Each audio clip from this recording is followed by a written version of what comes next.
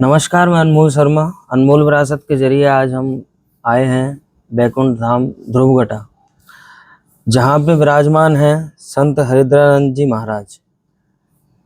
और इन्होंने जो सन्यास लिया था वो 15 साल की उम्र में सन्यास लिया था। मासलपुर के क्षेत्र के जंगलों के बीच बैकुंठ धाम ध्रुवघटा आश्रम है, जहाँ महाराज जी विराजते हैं, जहाँ अपने शिष्यों से मिलते हैं और शिक्षा दीक्षा लेने वाले जितने भी इनके विद्यार्थी हैं वो इनसे यहीं आके मिलते हैं। महर्षि पाणिनि के अष्टाध्यायी व्याकरण के पूरे 4000 सूत्र, लघु सिद्धांत कौमुदी, पाणिनि शिक्षा, न्याय दर्शन, तर्क संग्रह, न्याय बोधनी और तारकामृत सहित कई सनातन ग्रंथ महाराज जी को कंठस्थ याद है। हमारा यहाँ आने का सबसे बड़ा एक जो कारण है वो ये है कि आज हमारी जो नई पीढ़ी है, नए जो युवा हैं, वो हमारी संस्कृति, विरासत और जितना भी हमारा कल्चर है उसको छोड़ के निकलते जा रहे हैं पाश्चात्य संस्कृति की ओर। महाराज जी भी इसी सहयोग में, इसी कारण लगे हुए हैं कि आखिर जो दुर्दशा ये देख रहे हैं उसको भी संवारने के लिए कोशिश कर रहे हैं। और इनका एक बहुत बड़ा लक्ष्य है जिसमें ये लगे हुए हैं कि ध्रुवघटा आश्रम पे संस्कृत गुरुकुल की व्यवस्था की जाए, यहाँ पे बच्चों को संस्कृत का पाठ पढ़ाया जाए, हमारी संस्कृति उनको अवगत कराया जाए संस्कृति से। आज हम जानते हैं कि महाराज जी का जो शुरुआती दौर था तब से लेकर और आज तक इन्होंने क्या बदलाव हमारे समाज में, हमारे देश में इन्होंने देखे हैं, क्योंकि ये वो महान मूर्ति हैं जो पूरे देश को भ्रमण करते हैं, कभी यहाँ कभी वहाँ, और इनके हजारों लाखों शिष्य हैं जो आज अच्छी शिक्षा दीक्षा ले रहे हैं। तो आइए महाराज जी से जानते हैं कि शुरुआती दौर से और अभी तक इन्होंने संस्कृति में क्या बदलाव पाया है। प्रणाम महाराज जी, आपके विचार हमें जरा बताइए। अनमोल विरासत के मंच से हम लोगों को बताना चाहते हैं कि आपके नज़रिए से आज समाज में किस तरह से जो चेंजेस हो रहे हैं, जो बदलाव आ रहे हैं, उनके बारे में आपके क्या विचार हैं। तो ऐसा है भगवान, हम जो सिस्टम लेके चल रहे हैं वो है हृदय परिवर्तन। व्यक्ति प्रेरक बने, हमारा प्रयास यही रहता है। ये जो सनातन संस्कृति के प्राण हैं, ये जो मंत्र हैं, उपनिषद का मंत्र और पौराणिक मंत्र, संहिताओं के मंत्र, जैसे संगच्छध्वम, संवदध्वम, संवो मनांसि जानताम, देवा भागम यथा पूर्वे संजानाना मुपासते। तो ये मात्र रटने के लिए नहीं है, ये हमारे जीवन में आत्मसात हों, इनको हम समझें। तो संगच्छध्वम, हम सभी एक साथ मिल करके चलें। संबद्धध्वम, एक स्वर में बोलें, चाहे वो घर परिवार हो, संस्था हो, जहाँ पर भी ये भावना रहेगी कि एक साथ चलें, मिल करके एक साथ बोलें। संवो मनांसि जानताम, सभी एक मन वाले होकर चलें तो ये समस्याएं नहीं आती। आज ये विघटनवाद, परिवारों का विघटन हो रहा है, मिलजुल करके नहीं रह सकते, भाई भाई मिलजुल करके नहीं रह सकते, समाज तो बहुत आगे की बात है। हम स्वयं सहोदर भाई भी मिल करके जब नहीं रह सकते और फिर हम कहते हैं वसुधैव कुटुंबकम, तो केवल वसुधैव कुटुंबकम कहने से कुछ नहीं होगा, उसको हम समझें। तो संबद्धम संभो मनांसि जानताम, देवा भागम यथा पूर्वे संजानाना मुपासते। हमारी उपासना का, हमारी साधना का लक्ष्य यही होना चाहिए, सब मिलजुल करके एक साथ एक दूसरे से मिलजुल करके चलें। और यही मंत्र है, सर्वे भवन्तु सुखिनः, सर्वे सन्तु निरामयाः, सर्वे भद्राणि पश्यन्तु, माँ कश्चित् दुःख भाग भवेत्। हम सभी का मंगल देखें, है ना, सभी सुखी रहें, सभी प्रसन्न रहें। इन मंत्रों का तो आशय ये है कि सब मिलजुल करके साथ चलें। और ये जो उपनिषद का मंत्र है, संगठन सूत्र का मंत्र है, तो ये सब हमको यही बता, सबका आशय एक ही है। तो हमारे यहाँ, हमने यहाँ किसी भी प्रकार की विषमता और किसी भी प्रकार का कोई भेदभाव हमने यहाँ आश्रम पर नहीं रखा।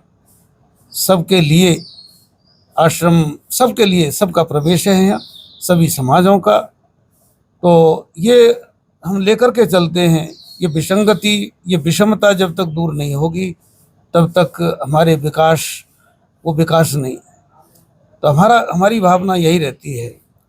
और विशेष रूप से हम चाहते हैं कि हमारी जो संस्कृत है, संस्कृत भाषा है, ये देव भाषा है, देववाणी है। तो जितने भी मंत्र शास्त्र हैं, सब कुछ हमारा इसी में है। लेकिन आज उसकी दशा क्या हो रही है? जैसे गाय की जो दशा है वही संस्कृत की दशा है, दोनों की एक दशा है। तो इसका जब तक सुधार नहीं होगा, ये जब तक अपने रूप में प्रतिष्ठित नहीं होंगे, सारे विकास कोई मायने नहीं रखते।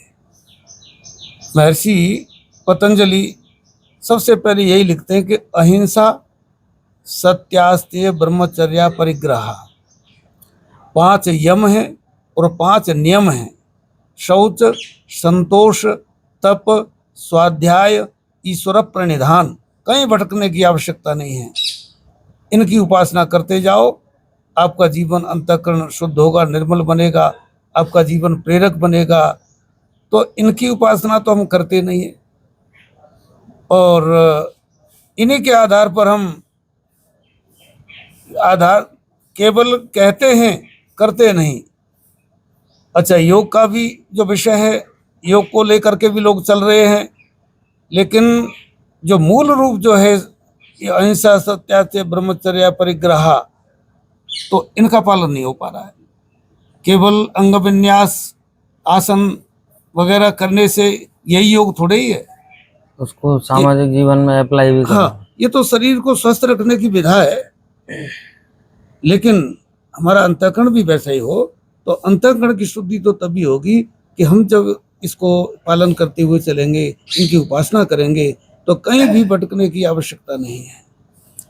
तो हमारा विचार ये भी है कि यहाँ, यहीं का मतलब नहीं, जहाँ भी संतों के स्थान हैं, आश्रम हैं, चाहे वो तीर्थों में हो, चाहे जंगलों में हो, गांव बस्ती में कहीं हो, तो वहाँ गुरुकुल, जहाँ संस्कृत का पठन पाठन, ग्रंथों का अध्ययन अध्यापन हो, और साथ ही साथ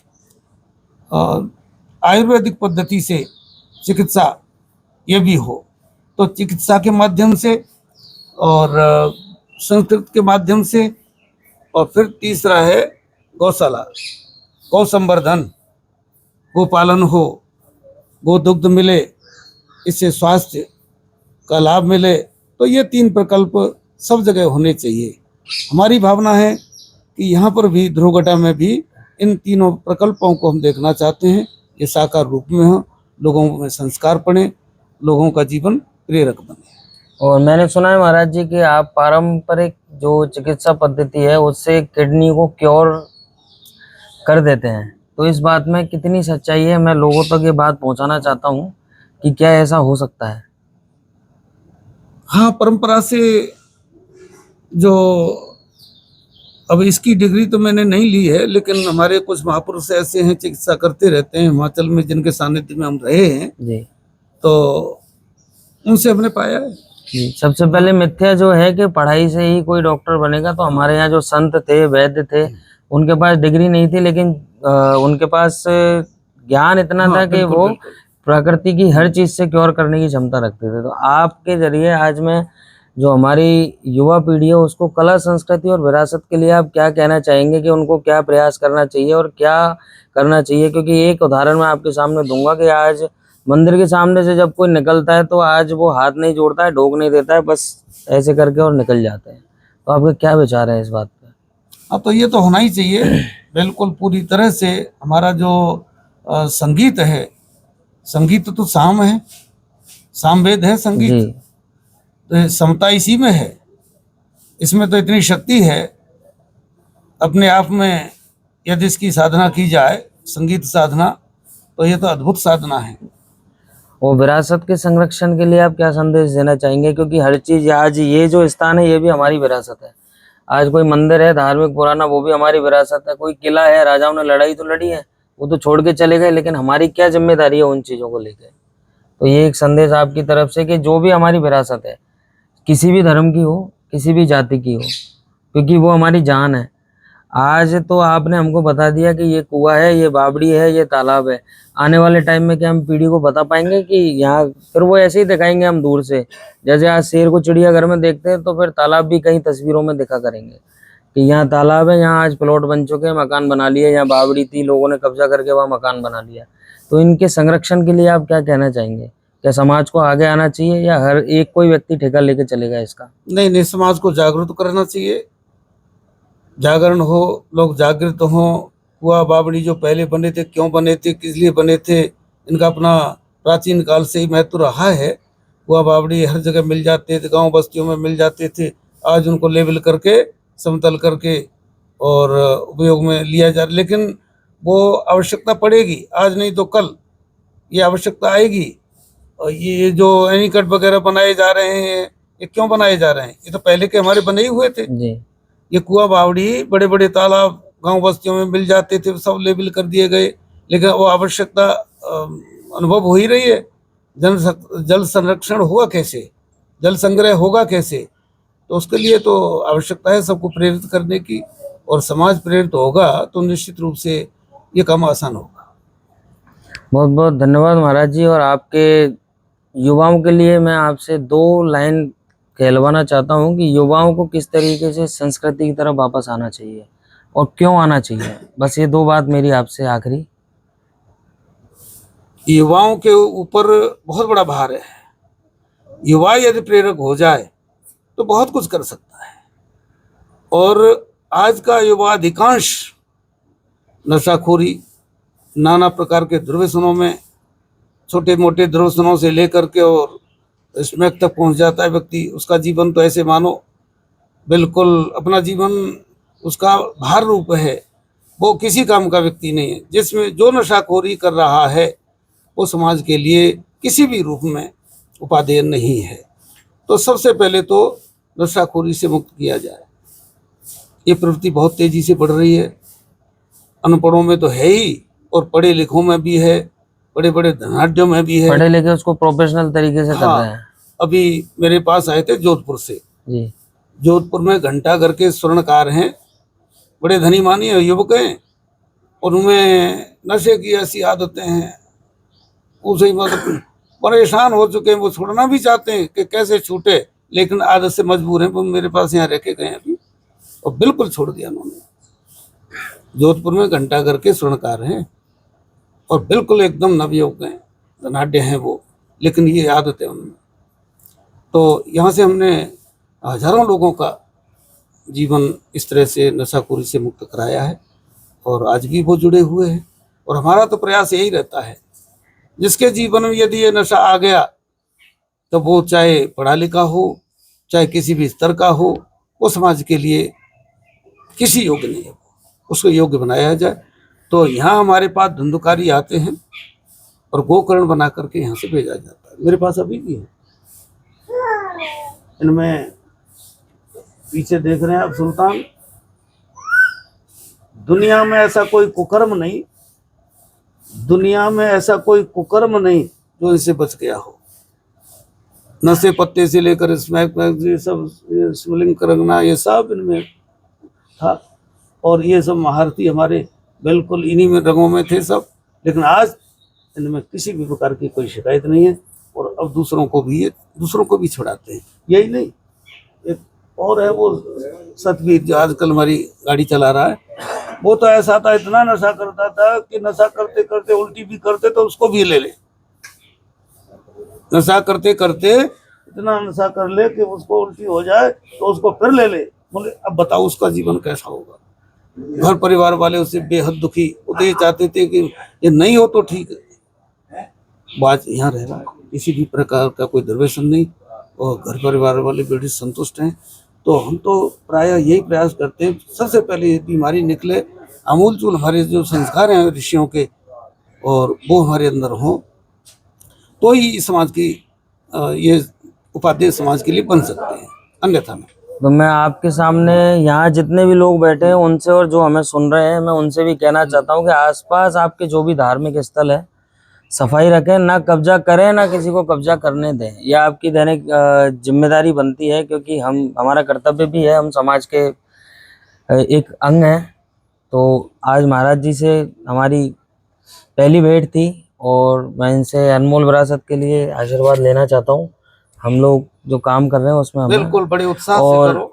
सुनने वालों से ये भी है आग्रह कि हम लोग अब संस्कृत गुरुकुल के लिए यहाँ पे 2 कदम आगे बढ़ा रहे हैं, तो आप लोग आगे आगे आइए।